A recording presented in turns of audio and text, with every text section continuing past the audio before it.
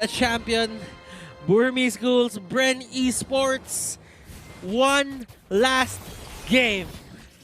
One last showdown to show who is going to be sitting up here on top. Bren on the red side, Burmese Ghouls on the blue. As they take this nice and slow, they don't go with a buff start and immediately look to clear the mid wave. And, you know, overall, as we were kind of talking about how the matchups are going to go, we can already see how the lane priorities have been given over to either side. Again, Ruby DD with the rogue off meta pick, Grok. This is the lethal Grok in Game 7. Ooh, it's risky, but we've seen it work before, and now the question really does come down to whether they get a catch onto Fuel. For now, it's looking pretty good, but Flapteezy going in pretty hard, but Kid, nobody having the execute at the end of the day, so they're not going to go for the dive. Okay, so the Louis pick on Few will just keep people from Burmese Ghouls, let's say, poked as much as possible. The damage will be consistent. So Burmese Ghouls, there might be times here when they are going to take objectives that they would just opt to go for that just because they don't have full HPs. It's not even just about the full HP. Yeah. It really does come down to who is going to win this level 4, and it is leaning more towards the Burmese Ghouls, but under specific conditions here. Because Bren Esports, overall, you look at their composition, it's like, yeah, this makes sense. They go in, they take the fight, full team fight, plenty of AOE damage, lots of magic damage, got a pick, got a Lusty with that pick. It's almost perfect. But then you look at Burmese Ghouls, and you see the King's Calling, and you're like, ooh, that's kind of a problem, because if we count the number of mobility skills and spells coming out from Bren, that's at least 4 of them. Actually, that's at least 4 of them, yes. Yep. So again, great read here by the Burmese Ghouls, playing the reactionary lineup despite being on blue side. The genius mind of Coach Panda here in action now. Turtle started here by Ace, and he's going to put a few beads on it. Again, Brody doing well for Bren Esports in game number 6, here game number 7. How the tables have turned. Now the fight has begun inside the river. Order Brilliance now popped here by Kid. He wants out. That's 1 ult counted down for each side as the Puissance is in for Flapteezy. They disengage. Okay. I mean, Kid can't switch over the Chaos Darkness anyway, so still he is going to be relevant in this turtle fight. Games take longer, then that means it favors the side of Bren. Now, look at that magnet, the yin and the yang. Diversion is there. Hold up, here we come. Bren, fakes it. They're going to continue the fight, though, up north. Few, first blood. Here comes D. He starts it strong. That's going to be a disengage, and now Bren is disincentivized for going into this first turtle take. Hold up, they still want more. That's going to be Flapteezy blazing duet out of here, and yeah, it's a push and pull. Yeah, it really is. And Few, unfortunately, making the mistake. He tried to fake it out with the rest of his team, especially with that fast rotation coming in from Bren Esports, and the rest of the team wants to get in. Now, Flapteezy, he jumps right on top of Kid. He drops out the Toys Poissons, as well as the Rejuvenate, in hopes that Lusty gets in time. He flickers on backwards, kicks back, Ace into the fight. The King's Calling is up, but the damage has been done. Loyi getting a double kill so early into this game. Oh, Few! He's so close to dying, doesn't get hit by the Nature's Bear, but he gets hit by the Wild Charge at the end of the day. Ruby DD, the next to fall. Huge win for Bren. And Bren Esports, they are finding the trades. Burmese Ghouls not backing down. And you could see a lot of things working to the side of Bren Esports there. The kick on Ace was perfect. That's just what they needed at that certain point in time. The exact target. Now, quick item check before the 5-minute mark. That's already tough boots onto Lusty. Flapteezy picks up the Raptor Machete. D uses the ult to disengage. That's 2 chasing down onto him. And look down bottom. This is actually some pressure onto Ruby DD. I think Bren Esports have had it with this surprisingly lethal Grok. Yeah. This is the first time that we see him hugging the turret. I mean, they have to make sure that he doesn't get too far away here. Because, again, Grok with the power of nature, very annoying. Oh, he gets hit by a lot of bullies here as well as the Chrono Finisher as well. But now they're trying to jump on top of Rebo. Oh, they almost catch him as well, forcing him to use the Purify. And the rest of Burmese Ghouls, they pull back. Big plays. Ooh, Flapteezy, what happened? 1 HP? I guess he was dueling with the 2 up top. Lapu Lunox. He calls it quits, yeah. Lapu Lunox is just hold way up. too good. Blazing duet by Flapteezy. Yeah, down goes maybe. Kid can't answer back.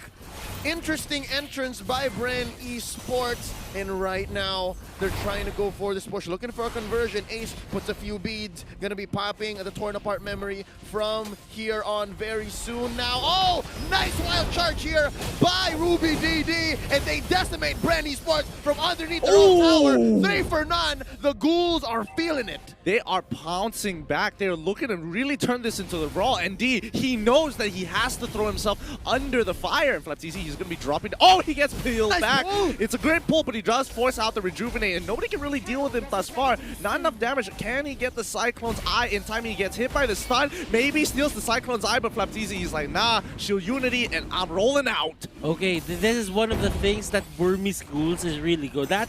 And Ruby DD, they've been going for a lot of these, what's the name of the ultimate of the Grok? Wild charge. Wild charge. This is for the longest time we haven't used Grok in the meta, and this is the first time that he was used. Wild charge with the flicker. They've been using that time and again, and it's almost always certain that he's gonna be very near onto those rocks and just knock up the enemy. Yeah, and that's what's so nice about Ruby DD's build here. Nice knock up here. Oh! What an alley-oop! Salmon Force from underneath. In comes maybe though King's Calling, keeping people down. No way. That's gonna be Lusty. Oh my god, the tag team is in effect. Now, that's going to be Few from the backline losing the kid. It's a duel. Mage on Mage action. And that's going to be the wipeout on 2 Few. FlapTZ still alive. That's going to be the Order Brilliance away for Kid. D takedown here by FlapTZ. That's a small consolation prize. 1 for 3. Big wins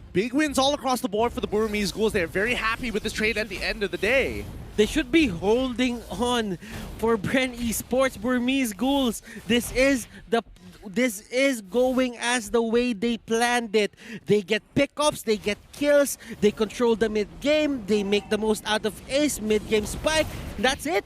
Oh no! Kid gets caught in by FlapTZ, and here comes Ruby DD looking for a target. That's going to be a miss. A rotation in by Few, and this is Bren Esports pressuring the lane. So far, so good for the Burmese Ghouls. They're winning these fights, but just the same, Bren Esports are finding pickoffs where they can and pressuring the map. Look at this, a push by Rebo. Yeah, they're literally, I mean, both sides are literally looking for those flanks, getting behind the tier 1 turrets and going for these heavy dives. But maybe that King's Calling is super effective against Rebo. Rebo has to be extra careful in that King's Calling. Purify ain't gonna save him. Look at the Enchanted Talisman even being used here for Rebo, and that is quite unusual because a lot of the Harriet side laners are going for the Calamity Reaper and the Feather of Heaven. Yeah, FlapTZ here senses something. Oh, nice pull by Maybe. That's going to be the Tortoise Poissons. And as well, I believe the Revitalize dropping here. But already 2 big ticket resources gone for Bren Esports. Well timed for the 30-second turtle coming up for Burmese Ghouls, the very last one. They'll have their ultimates at the end of the day. And I think I did see Rebo actually purchasing the Calamity Reaper first. So don't worry about that. The Talisman, Enchanted Talisman came in a little bit later. Lusty, he's going to be looking for an opportunity to kind of, secure their position around the turtle, so they have first dibs for now. But Ruby DD says hello to Few, and Few now under a lot of scrutiny here. The King's Calling down right in the middle of the lane here. Nobody from the side of Bren Esports wants to walk forward, so it's going to be a free pick with no returns. Maximum efficiency, that is the best use of King's Calling. You see how it fits the circle down the middle right so perfectly, and that's exactly what Maybe is doing here. But hold up, what's this? A nice trade for the turtle. Bren Esports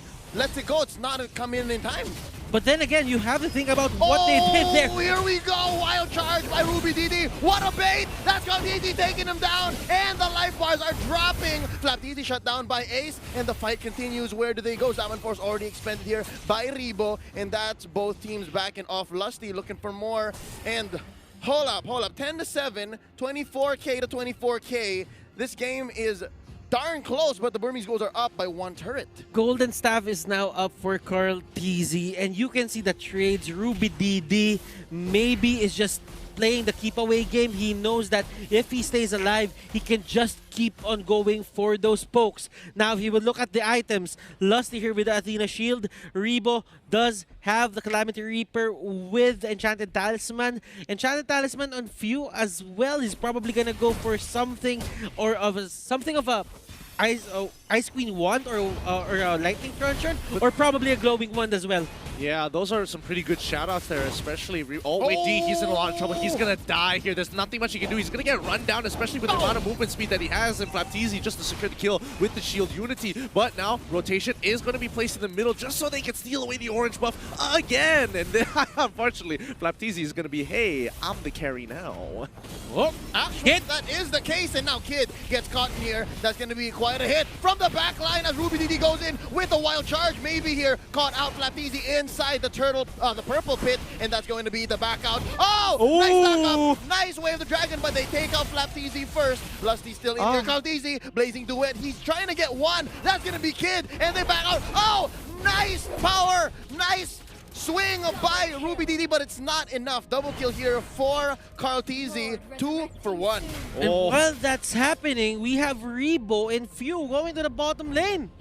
Lord's up, Lord's up, it's free. Lord's up, and they gatekeep the Burmese Ghouls from walking up forward. They made sure they teleported right in front of the base, making sure that they're standing on towards the top right side, just in case if D wanted to get a little bit more physical with them. But now they have the River Crab under their side. Carlteezy is kind of huge in these situations, and as of right now, Ace, he's got the burst damage, but Carlteezy, he's got some strong AoE. Remember, the last time that they picked the Claude, it was relying on Claude alone. The damage output came from him alone.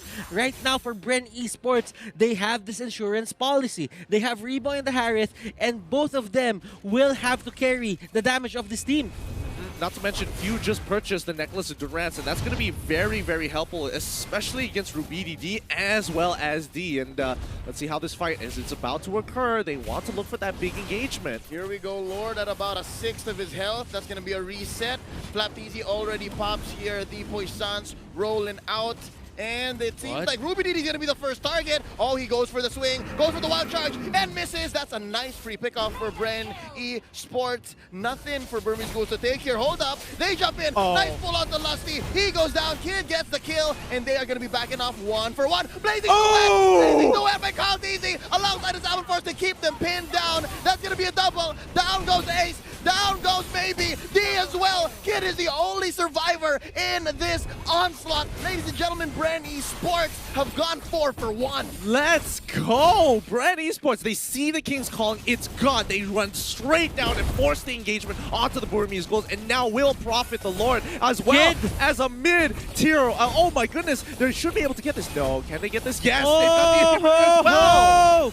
The King's calling really worked their way, but look at Carlteezy trying to go for Kid. He takes down Kid. No. Kid just falls right in front of his base, and so far Bren Esports are not acknowledging any of Burmese Ghouls' efforts to protect themselves. So far, I think the Burmese Ghouls, they are trying here to just bait Bren Esports. Again, nice pulls by maybe so far, but I think Bren Esports knows that as soon as the pull happens, they leave who's gonna die and then just disengage and then come back around. This is the whole rope-a-dope Burmese Ghouls have been using all series long. And not to mention that this is the first time we're actually seeing the Burmese Ghouls starting to really sweat against Bren. They're making some really unnatural mistakes, like similar to Game 1. But with Lord marching on through, they can't afford to lose their members. They have to break this Lord, and they have to be able to protect themselves. But Bren, they want to force the situation. They're going to be starting with the inhibitor down on bot side. Few taking a little bit of damage, but D wants to go even a little bit further. He's trying to get on Few. He's trying to execute Few, but instead he gets kicked on backwards. Flapteezy now trapped all by himself in the King's calling. Rebo gets pulled on in. He's trying to get on out of there. Maybe flickers forward, but now this is where they turn the tides here. Bren Esports, they're looking my goodness! This is it! Kid is the only one left. Can he defend? Ladies and gentlemen, Bren Esports are your M2 champions! From the lower bracket, they crawled out. Bren Esports are your M2 World Champions! With one perfect team fight, this is it. We're going to pass it to our host to celebrate our winners itself. And, well, this will be the end of our match. But now it's time for Bren Esports to go and claim what is rightfully theirs.